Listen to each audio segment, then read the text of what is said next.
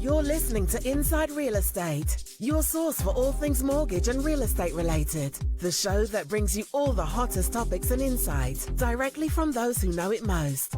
Now sit back and enjoy the show.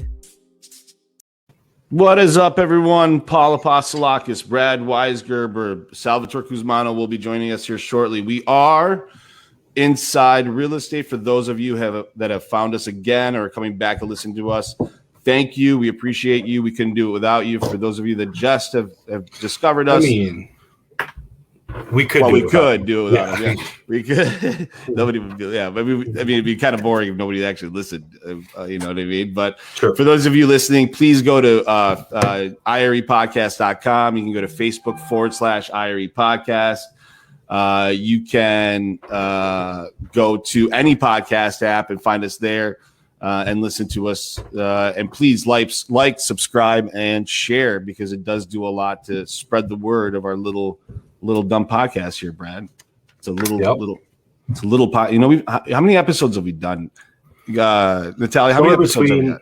Somewhere between 100 and 200. This is 164, I believe. 164. All right. So we've done 164 episodes, and we've got like a total of 15 listeners. It's awesome. No, I'm kidding. So today we've got a really special guest. Her name is Edna Keep. She's actually from Canada, but she is a real estate millionaire coach, author of Multiple Ways of Wealth. She's an author. She's really passionate about helping real estate investors around the world make millions while investing in real estate. She also talks about leveraging other people's money as opposed to using your own to get into the business, to kind of increase your portfolio. She is just an investing animal, and I'm interested to hear what she's going to talk about as far as what she sees as happening in the marketplace, how she sees people getting into it. So without further ado, I do want to bring Edna onto the show. Edna, welcome to Inside Real Estate. Thanks so much for having me on. It's my pleasure. It's awesome. So let's just start with, how did Edna get into real estate? That's the first question we always ask any new audience member or new member of our show. What brought you into real estate? How did you get into it? Because nobody actually wakes up, in my opinion, and says, I'm going to do real estate, right? Very, very true. You know what? I lived in subsidized housing when I was a young single mom, and hardly even thought about owning my own home, let alone owning real estate long term. But what got me into real estate was I was a financial advisor for 15 years, selling life insurance, mutual funds. I was a certified financial planner, so I did the whole 9 yards. But I had clients coming into me wanting to redeem money out of their mutual funds to buy real estate. I'm like, are you crazy? Like, why do you want to do that? And yeah. We have the blinders on. A lot of people think that financial advisors understand all asset classes. I did not. I did not have a clue about real estate. And one of my clients actually took some time to me to explain what he liked about real estate. I believe he had like 50 doors or something like that right in our community. And then I could see where he was getting all this money to invest in mutual funds, right? And so we started with an evening class, introductory class, and we took a 3-day weekend. And at the 3-day weekend, which is through the Robert Kiyosaki Training Group, we were introduced to all the different nuances of real estate. And we signed up on the spot. So spent $27,000 US, spent a year just learning everything possible that we could about real estate, trying to figure out where our niche was going to be. We didn't know really which way we wanted to go. So we tried to, BRR, and we rent owns and lease options. And we learned about commercial. But my favorite class was creative financing. And that's where we've really been able to excel. But yeah, that's what took me from owning nothing but our own home to now 778 doors. I'm really happy you mentioned something, and I saw Brad react. It's like you were a financial advisor, but you didn't know anything about a different asset class. And it's kind of like, if you're not in that lane, no matter, you can look at the lane, but if you're not in it, you don't really totally understand it. Yeah. Yeah, even owning our own home, we didn't understand it. We never really, you kind of understand mortgage pay down and, the value of your home increasing over the years and stuff. But it's really key when you have other people paying your asset off for you, your tenants paying your asset. And that's really the key to wealth is Robert Kiyosaki teaches that, getting other people to pay for your assets. You know, if somebody would have told me when I was that young single mom living in subsidized housing that someday people would be paying off my $75 million asset, I could not have even wrapped my head around it. It wouldn't make sense. I would think pretty crazy to think about. So go ahead, Brad. You mentioned something that it's come up before. So I think it was like 2 years ago, maybe we had a guest on the whole topic of creative financing, and that whole topic blows my mind. Are you still able to find avenues for creative financing in today's kind of climate?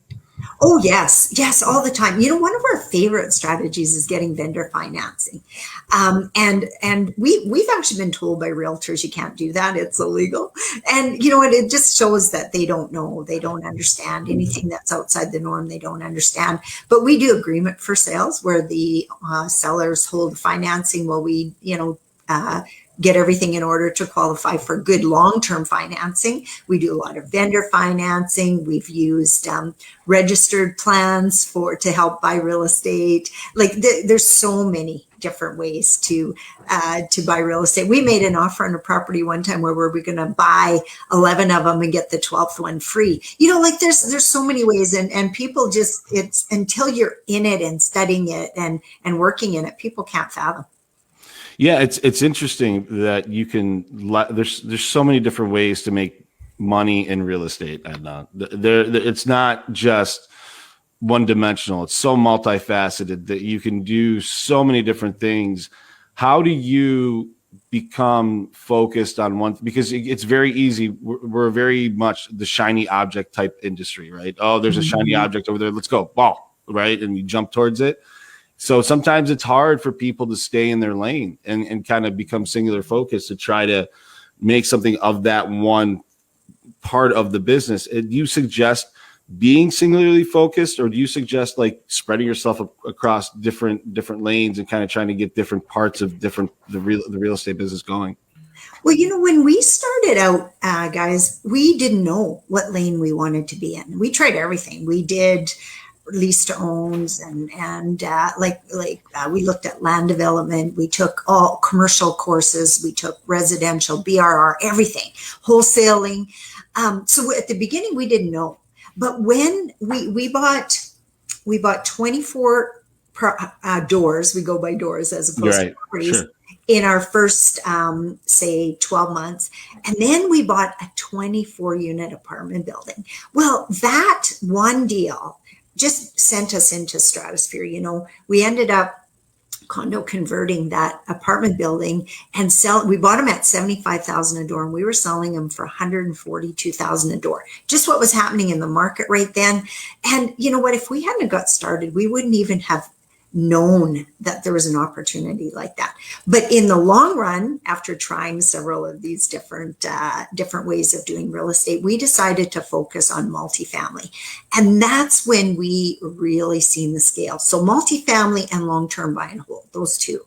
But what I see happen a lot of times is people will sign up for something, whatever it is, let's say it's wholesaling, and then they start their journey. And it's hard, you know, it's like, I got to do this and I got to do lead generation and I got to put out the yellow signs and I got to, you know, and then somebody tells them about something different, like maybe rent to own. Oh, that sounds easier. So then they do that and then they realize, oh, this isn't as easy as I thought. It's the same learning curve.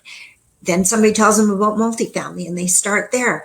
And it's like, oh gosh, there's a learning curve there. I got to work just as hard as I did in wholesaling and lease out. So what I tell people is when you determine, and sometimes you have to figure it out which way you want to focus. But when you determine, yes, you got to focus, because anybody come along, good salespeople come along and sell you on their course that it's better, it's faster, it's quicker, it's easier. I don't care who you are. If you don't do the work, you're not going to get there. I always tell my students, you know what?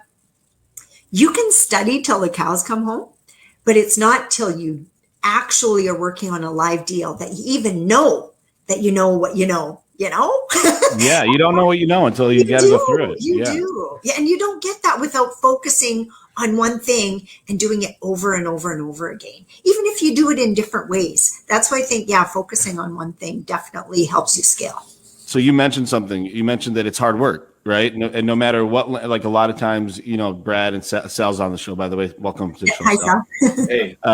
So, a lot of times, even in our business, people are trying to go to the path of least resistance or looking for some easy, quick money or, hey, I can do this really quickly. But the reality is, no matter what path you choose, there's work involved with each one of them, regardless of what you choose. Yeah. And it's not easy. You've got to do the work in every lane that you choose to be in this game of real estate. What kind of dog is that? A Shih Tzu, and she sees people. We're on an acreage. She sees people walking by, and she gets all excited, and she's got to go say hi. That's awesome. That's awesome. Sorry about that. So Edna, I'm new to the investment space. I want to get into it. Where do I start? Well, you know what I think the biggest thing that you can do for yourself is to get around like-minded people. Because you know what it's like out there in the real world. You start telling your dreams and your hopes to people who don't have a clue about real estate, even your former financial advisor, and they shoot it down because they don't understand. So you have to be around like-minded people who have done what you want to do. And you have to stay around those people because they can show you, like, you said it's hard work. And sometimes when we talk about what we do, it sounds easy. Well, the only reason it sounds easy is because we've been doing it for 10 years. And now It is easy, Right. But until you get that first deal, the first one is the absolute hardest, which is whether it's a house or your first multifamily or your first wholesale deal or your first lease option. The first one is the hardest. And every time you do it, it gets that much easier. So they look at us and they go, well, that looks easy. And then they realize that the work has happened. So where to start? Be around like-minded people first and foremost, because it can help you think about what you need to do. And then hire a coach. The best money we ever spent, and we did it immediately. We hired a coach and signed up for a program with Rich Dad Poor Dad. That taught us all the nuances. And we bought 50 doors in 18 months. That doesn't happen without having your hand held through the scary parts, because that first one is the scariest. And then the second one's still kind of scary. The first apartment building's scary. So having somebody who's been there, done that, say, you know what, you can do it. I did it. You can do it. It is so powerful. So I talk a little bit about the fear, because a lot of people are debilitated by fear, and sometimes they say it's not worth it because fear will stop a lot of people from doing things that seems dangerous to them. But because it's new, it's dangerous. But talk to me about how you help people get over that fear of oh my God, I don't know how to do this, and I don't know if this is for me, and I don't know if I can pull it off. To okay, maybe I should do this, right? How do you help someone kind of get through that fear? Well, I get them, first of all, to understand the strategy. So you understand what is a good deal, what isn't a good deal, how to build your power team so that you're not stuck doing absolutely everything, how to talk to potential investors, how to get your financing in place. So the strategy has to be learned. It doesn't matter. You're not going to just mindset it. But after that, mindset is a huge component. And that mindset comes from pulling the trigger. So, I just did a training call with my students last night. And earlier in the day, I had a call with a student who'd been with me for 6 weeks. And I had just done a podcast interview with somebody else who'd been with me the exact same time frame. Like they started within days of each other. The second student bought 2 buildings, has 2 buildings under contract. It's not finalized, but he's got an 8-plex and he's got a 5-plex. And the fellow on the call said to me, you know what, Edna? I looked at both of those deals, but I wasn't ready to pull the trigger. Mm-hmm. And he said, and in listening to the podcast you did with him, what I realized is I don't need to know everything to pull the trigger. Because I'm always telling my students, like, if you find a good deal, you don't have to finish the whole course. You can learn as you go. When you're working a live deal, you got me to help you. The difference between this student and this student had his first check-in call with me at 6 weeks. This student had 10 calls with me in that 6-week period, got 2 deals. That's the difference. He said, I'm doing it. once he decided, it took him a little while to decide to sign on, but when he decided, he found a deal. He said, okay, Edna, I found this deal. What's next? Get an offer. Made an offer. Okay, Edna, what's next? Okay, let's get in front of the lender. Okay, Edna, got that done. What's next? Okay, we got to order an appraisal. And he did it step by step by step by step. And he has a system now to follow for the next one and the next one and the next one. So I would argue that they both probably had the same amount of fear. I mean, fear it can be a good thing, right? Because fear can drive those actions of having those phone calls and trying to do the research and figuring things out. But the other person was debilitated by the fear and kind of sat back and didn't want to do anything about it. So I think fear can be a very good thing because it's going to drive you to figure things out and to do your research and to push yourself to overcome it, right? Yeah. Yes. But Brad, you know what a lot of people think? They go, oh, this has to be a perfect deal. I have to understand how to do everything myself. And I need to have my investors lined up. And I need to, have had conversations with potential investors or the lenders and all this kind of different stuff. But that's not true. Right. The very first step is to get something under contract, because in multifamily, which is a little bit different than single family, the negotiations start after you have something under contract. So I teach my students, I don't care what the offer is. I don't care. Just get it under contract. Because if you don't, the next person's going to, and then you don't even have a chance. And I always talk about the story that happened to one of my students. So he was bidding on an 18-unit apartment building. He bid, and this is just indicative of some of the things that happens in our market, and it's not something that I totally agree on. I like to get bargains, but he wanted to get this building because in his area, it did cash flow. He bid $150,000 more than asking, but he didn't get his offer accepted. The guy who got his offer accepted bid $300,000 over asking. Wow. But in the long run, the guy who bid $300,000 more than asking got the building at $150,000 more than asking. So my student, compared to the other guy, he bid higher, but then he started negotiating and he brought the price down to what my student had offered. And they didn't come back to my student and go, well, hey, Joe over here is now trying to down me to what your offer was. No, bird in the hand is worth 10 in the bush. This guy did exactly what I teach you to do. Get it under contract, then negotiate. Interesting. Because if you're out of the water, you don't even have a chance. Like Jake couldn't go back and go, well, maybe I want to bid 100. It's too late. It's too late at that point. Yeah. And something that you're really big on is leveraging investor money so that people aren't just putting in all their own funds into these transactions. So talk to the audience about how in the world can I, as an investor, leverage other people's money to do what I want to do, right? Like it almost seems like, how do I do that? Like that to me is the gold of all this.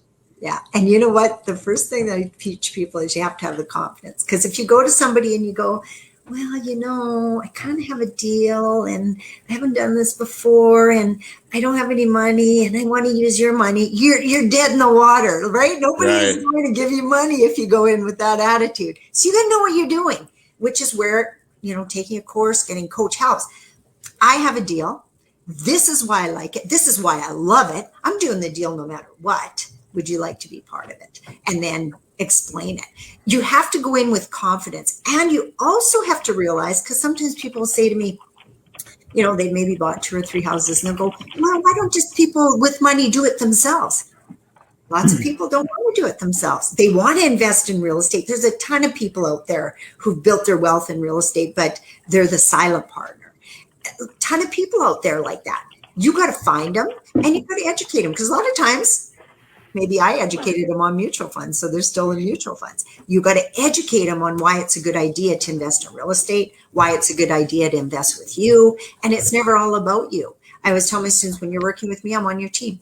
So you work with someone who has 778 doors, 14 years experience, have done it in every province, and not every state yet, but we're starting to move more and more into the US.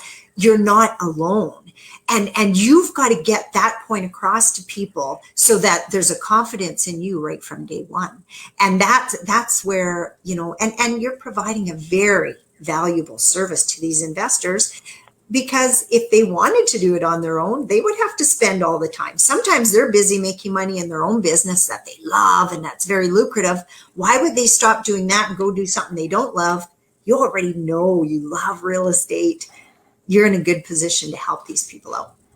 What do you look for when you're looking at properties? What is it that makes a property a good buy versus a bad buy?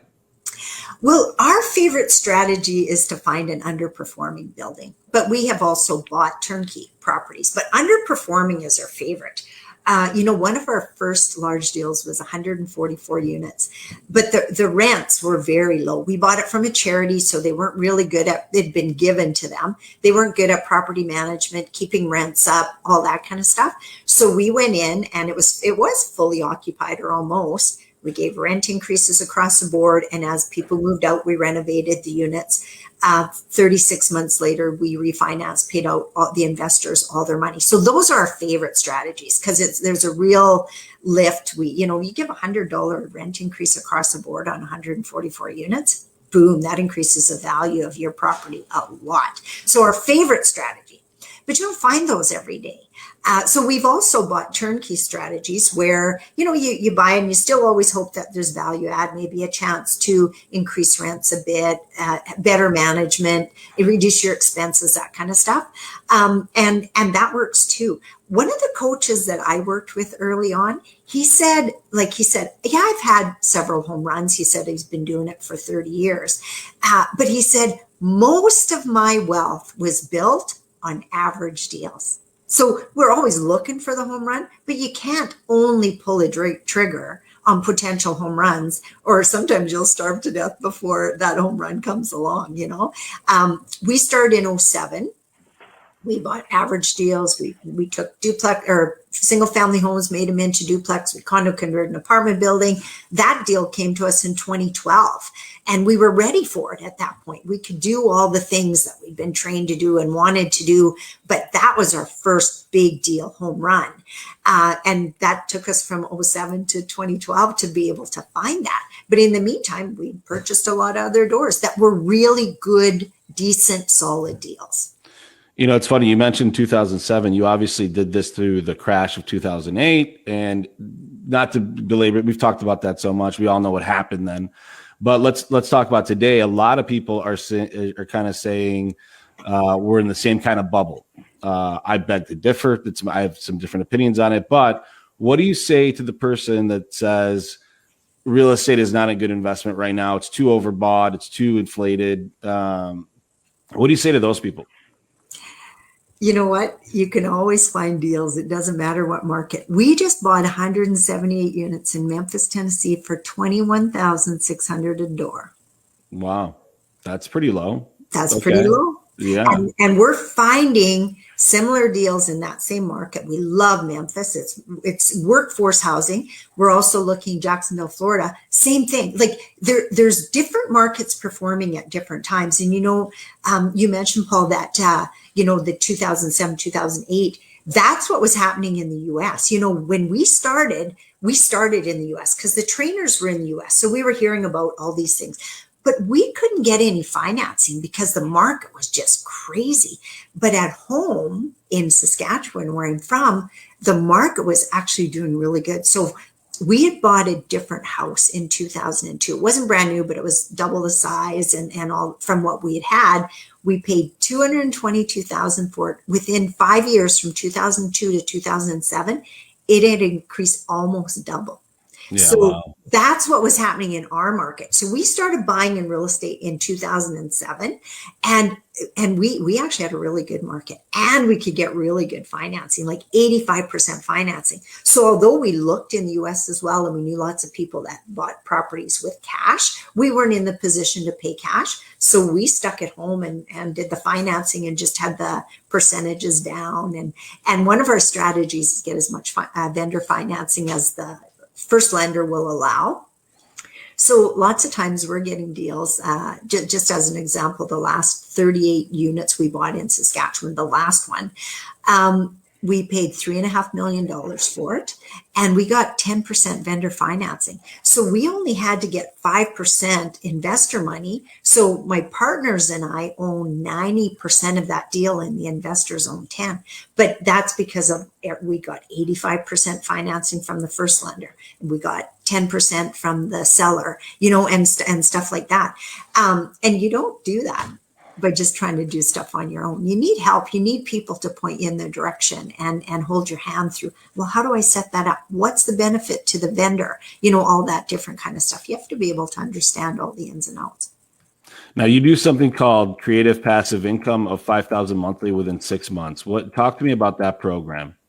Okay. So, my training kind of came about organically. People kept saying to me, how the heck did you grow so fast? And there's things that I realized that people were doing that was stopping their growth. One, they were stepping over dollars to pick up dimes. They were property managing their own deal. They were fixing the toilets on the weekends. They were dealing with the tenants themselves. We bypassed that. We hired property manager right from the start. We were both making good money doing what we were doing. It didn't make sense for us to step over those dollars to pick up dimes. And that's when I realized that that's a key. You have to treat your real estate like a business from day one. So I have a system, and it's what allowed us to get to 778 doors on how to do that. So there's steps that you have to take to put all that kind of stuff into motion so that you can start buying your properties. Like I was telling you, this fellow that just started with me 6 weeks ago, 2 buildings under contract, 8 unit that's going to pay him about $2,500 a month, and a 5 unit that's going to pay him about $1,000 a month. So by the time he closes those deals, it'll be 6 months or maybe longer. My typical student, it takes them between 6 and 18 months to get to that $5,000 a month, because there's the learning curve. Lots of people don't pull the trigger in the first 6 weeks because they want to understand the strategy. Of course. But some do. Some have had some experience. They've owned a property or two, and it's like, okay, I just need a system.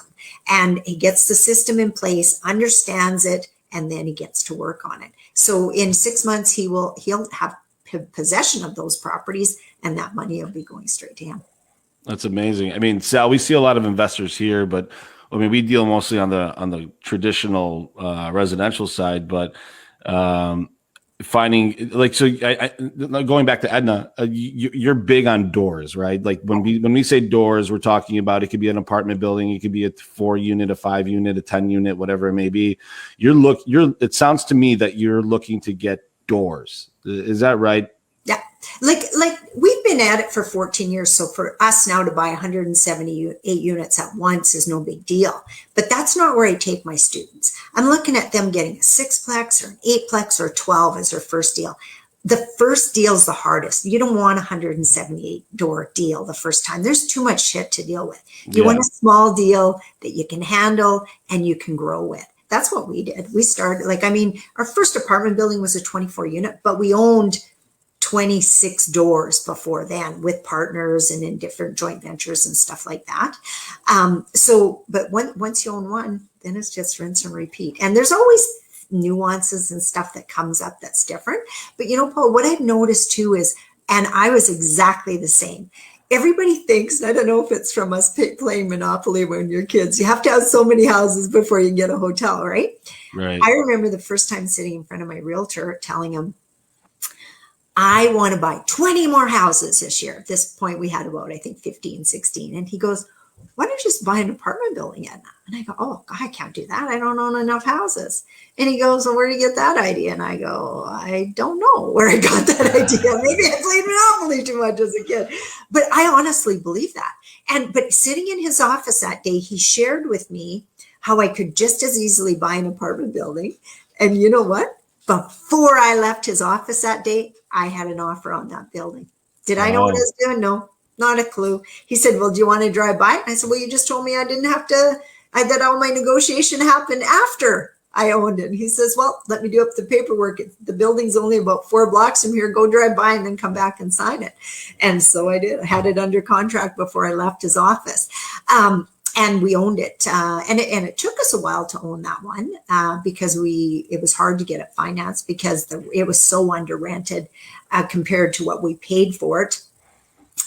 But it all worked out for us. But it was pulling the trigger with faith that everything was going to work out and believing him. And he said, and I'll help you. I've bought apartment buildings before. I can help you. I said, okay, as long as you're going to help me, because I don't know what the hell I'm doing here, and that's how our first building came about. And we never stopped since. So let's say hypothetically, I'm a buyer. I want to buy a 10-unit apartment here in the States. How hard is it to get financing? Because it's out of our lane, to be fair. So the financing side of it, how hard is it to get the financing on that? No, not hard at all. You just have to, you know what? You just have to, first of all, you got to understand your own deal so that you can sell it to the lender. But lenders love apartment buildings. They are considered one of the lowest risk investments out there. That's when we can get such high financing, like 85%. It's because it's a low risk investment.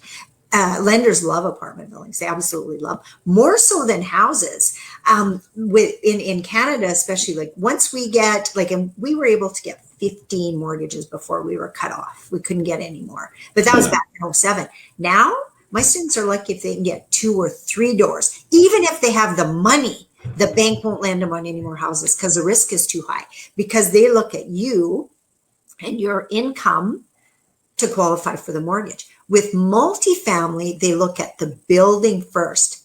Income, less expenses, gives you a net operating income. Can that pay the mortgage and have money left over? Just like a business.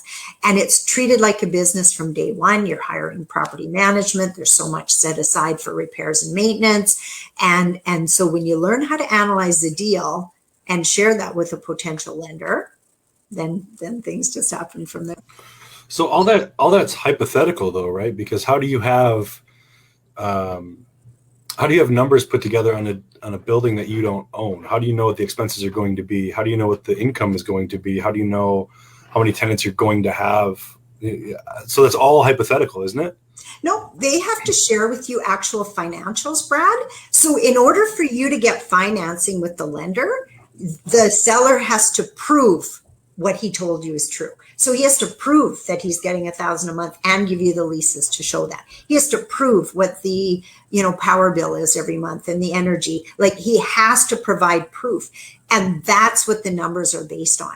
And it's not just what he tells you either. It has to be proven. And lots of times what happens is people try to sell you their building based on what it should be able to do. Oh, you should be able to get $1,000 a month rent. Oh yeah, really? How come you're only getting $750? Well, I'm kind of lazy landlord, And they want to sell it to you at $1,000 rent, right? But they didn't do the work to get it there. So you're going to buy it at the value they built it to, not the value that you can then build it to. Right. And then let's say you find a building. How do you attract investors? Are you just making phone calls? Are you just kind of out there like looking for people? Or are there people out there already looking for this that you can tap into? Well, just to give you some example, like this Anurag that I just told you about, my student with the 8-unit and the 5-plex, he actually found his investor right in my group. So it was a student that had really good equity in his own personal home, and he put it in the group, and he found his investor there, and that happens occasionally. I think there's 10 students right now that are working together in that similar form. But what I teach is, in order to get investors, you have to educate them. You have to educate them on understanding what a good real estate deal is, and you do that by first understanding it yourself. And then you just share. And what I get my students to do is, right from day one, when you sign up with me, announce it to the world. Guess what? I'm going to buy an apartment building this year. Most people are going to think, oh yeah, right. But when you do, I just had a student last night that told me she just finished financing her second apartment building deal since working with me. One of her friends who had been told that they got into houses and stuff 8 years ago. And then they started with me just over a year ago. Now they have 2 6-unit buildings. When they started, they were approached or talked about it. but they weren't ready to sign up. They just gave the money out of their home equity line of credit to buy that. So some of it's just like letting people know what you do and staying in touch. And she said right on the call, the main thing that I did that brought them around is my monthly newsletter I was sending out. So she was educating them on what she was getting educated on, and then sharing the process they went through, not only the property that they bought, but a property they didn't buy and all the reasons why they didn't buy it. She's an engineer, so she's very detailed. And now, 8 years later, these people are going, wow, I should have invested with you 8 years ago, because they've seen what they've done. So it starts with an education process with every single investor. That's really interesting. So now I have a couple buildings. Is the goal in your mind to keep that going? Actually, let me ask you this. Is there a situation where you get stuck on a deal and it becomes a bad deal and it could really put you in a bad spot? Because it sounds all great, right? You buy property, you increase the rents, whatever it may be. But talk to me about kind of the pitfalls that people should be looking for to not get into. Well, you know what? Like it's that part is similar to houses. Like sometimes there's a dog. You buy something thinking it's going to do this, this, and this, and it doesn't seem to matter how much repairs you put into it. There's still more. It doesn't seem to matter how many tenants you put in. They move out, and you always have turnover. It might be a neighborhood. It might be that the neighborhood was fine, but after you owned it for a year, a drug dealer moved in next door. Like there's always stuff that you have to deal with. The number one way to get around on it is don't just buy one deal. Like you got to diversify. I always say I would rather own 25% of 4 deals than 100% of one. Because if that one is a headache, oh man, it's a big headache. But if you have 3 deals that are really performing well and one that's a dog, it doesn't hurt so much. So the key is to diversify, even with houses. Like, don't buy all of your houses on one block. You know, and I've heard of people doing that. And sometimes it works. But what if something happened in the middle of that block that you have no choice? Somebody moves in, they buy a house, and you're surrounding them, but they're causing all kinds of issues. And your tenants are moving left, right, and center because the guy's an asshole or something. So diversify, be in different areas and different communities. And then, just work with it. And then you might sell that one, and you might sell it at a loss too. Sometimes people hang on to things too long. We've had that happen to us when we should have just sold it at the first indication that, hey, this area is not as good as we thought it was. So here in the States, we have a moratorium on evictions. Have you heard of that? Right. So yes. Is that something to be leery of, or do you just see that as being a transient, momentary thing that is going to go away? We really try to avoid the areas that are not landlord friendly per se. Right. We've bought most of our properties in Canada and Saskatchewan and Alberta because they're landlord friendly provinces. Same thing in the States. We bought Memphis because it's a landlord friendly state. We stay the heck away from California because the tenants have all the rights in the world. Right. I don't know how people make money when they can have a tenant squat for a whole friggin' year and not have to pay rent. So you have to be careful with that. Definitely. Yeah. And it does stop. I still have students buying in areas, and there's ways of doing things. One of my students just bought in a not so landlord friendly, but she gets around the rent control and all that kind of stuff because she provides furnished units. So there's different ways of getting around it. But man, if you ever get stuck, and I had a student in Toronto, Ontario that got stuck in a condo. His dad died and he owned this condo with his dad. He sold the condo. And the new owners couldn't even take possession because there was somebody squatting in there because his dad didn't get a proper lease. Took him 6 months with that person not paying rent to finally get them out. And the only reason he got them out is he found out that there was a realtor advising this person, and he threatened the realtor. He said, I am going to your boss if you don't back off. And then that person backed out because she was just taking advice. No, you can stay as long as you want. Yeah, well, you know what? And so then he finally got her out. But yeah, you got to be careful. You got to know your areas, and we definitely prefer landlord-friendly states and provinces. Awesome, Edna. So we're running out of time, but I do want to get to. We do 3 questions. We ask you 3 random questions that have really very little to do with real estate, just to get to know you. So, Sal, Brad, do you guys have one you want to start with? I mean, we can start with the usual one. What scares Edna? Yeah. What is your fear, Edna? You know what? I don't have much for fears anymore. I have a very strong faith that everything always works out for me. Even some of the worst crap that's happening to me, I say, why is this happening for me? And sometimes it takes, an hour or two to get to that point. But I know that there's the universal power. But Edna, you're telling me that you don't have a fear of like spiders?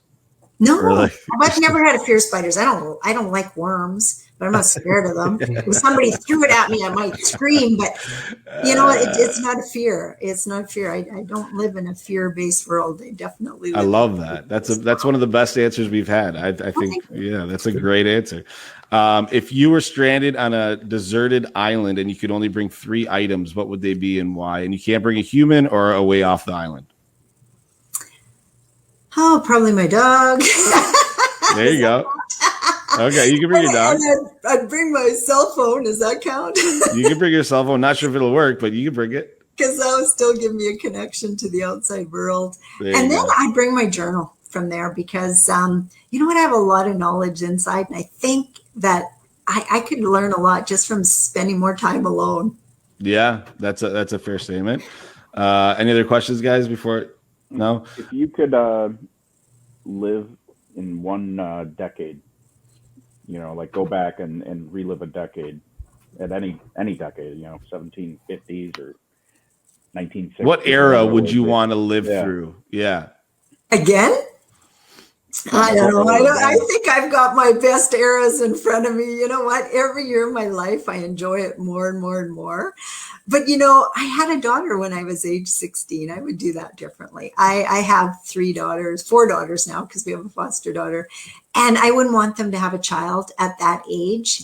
And yet, if I didn't, I don't think I'd be as driven to grow as a person and everything else if I didn't. So in one sense, I don't ever want my girls to have kids when they're that young.